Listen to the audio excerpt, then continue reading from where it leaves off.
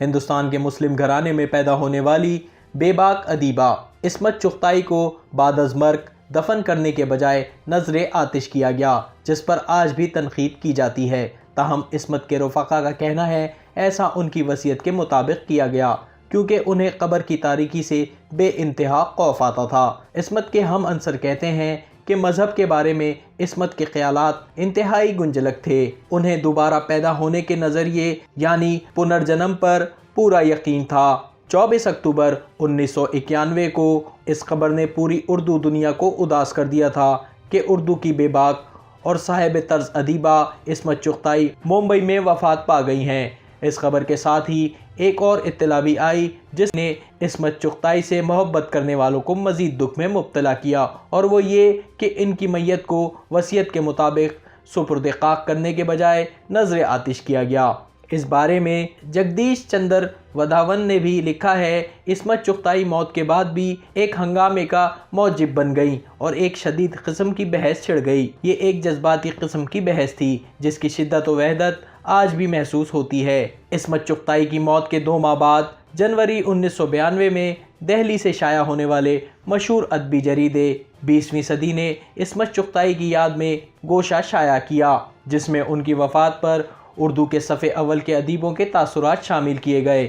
ان تمام ادیبوں نے عصمت چغتائی کی لاش کو جلائے جانے پر مختلف آراء کا اظہار کیا۔ مجروح سلطان پوری نے کہا، یہ کیسا سیکولرزم ہے، دفنائے جانے کے بجائے جلا دینا۔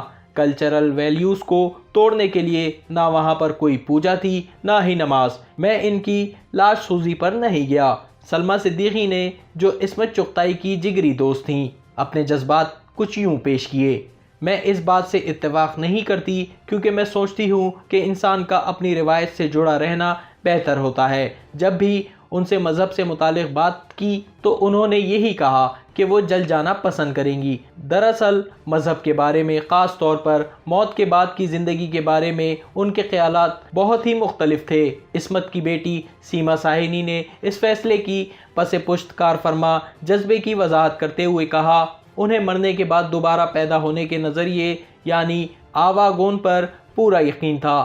ان کا خود کو نہ دفنانے کا فیصلہ اسلام کی بے حرمتی کرنا نہیں تھا۔ معروف ادیبہ قرۃ العین حیدر نے اپنی کتاب دامان باغا میں عصمت چغتائی کی لاش کو جلائے جانے کا تقابل ادیب نون میم راشد کی لاش کے جلائے جانے سے کیا اور لکھا، لندن میں ان کی وفات کے بعد ان کی انگریز بیوی نے ان بیچاروں کو آگ میں جلوا دیا۔ اس معاملے پر نہ عصمت آپا قصوروار ہیں نہ راشد صاحب، یہ مردہ بدست زندہ کی 2 المناک مثالیں تھیں۔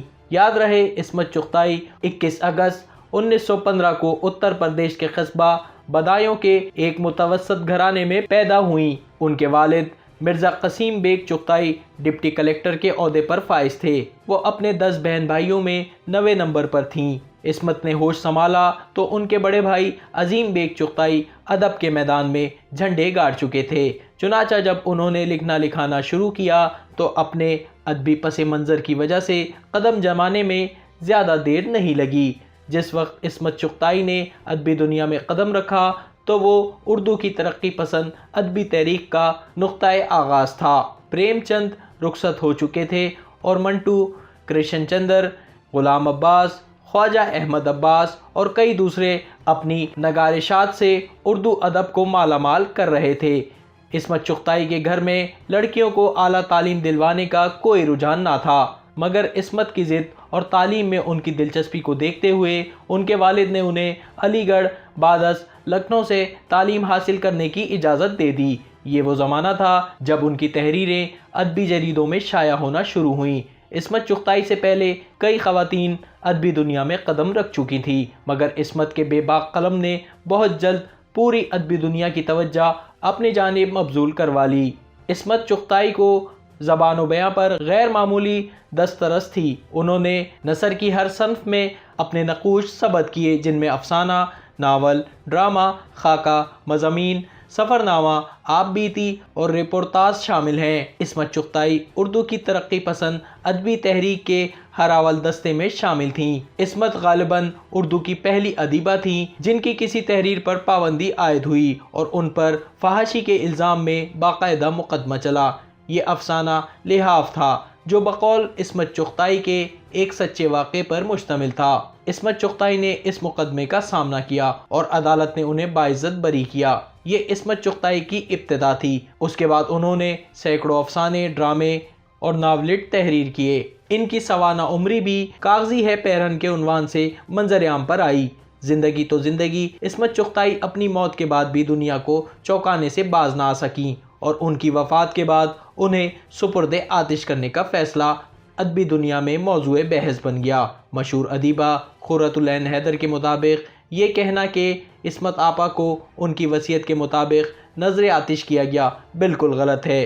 جب ان کی بھتیجی مدحت پاکستان سے بھارت آئیں تو فاتحہ خوانی کے لیے انہیں عصمت آپا بڑی بہن کی قبر پر لے گئی تھی۔ عصمت آپا نے ایک طرف اشارہ کر کے ان سے کہا تھا، دیکھو یہ جگہ میں نے اپنے لیے محفوظ کر لی ہے۔ اصل واقعہ یہ تھا کہ ان کی بیٹی سیما نے ایک ہندو نوجوان سے سول میرج کر لی تھی۔ اس کا بیٹا عصمت آپا کو بے حد عزیز تھا اور وہ بھی اپنی نانی سے بے حد محبت کرتا تھا۔ وہ لڑکا خود کو اپنے باپ کی سماج کا ایک فرد گردانتا تھا۔ چنانچہ جب عصمت آپا کا انتقال ہوا تو اس نے ان کو شمشان گھر پہنچا دیا، لیکن یہ ان کی بدقسمتی ہے کہ وہ زندگی میں بھی کچھ لوگوں کی طرف سے ملامت کا شکار رہیں اور مرنے کے بعد بھی۔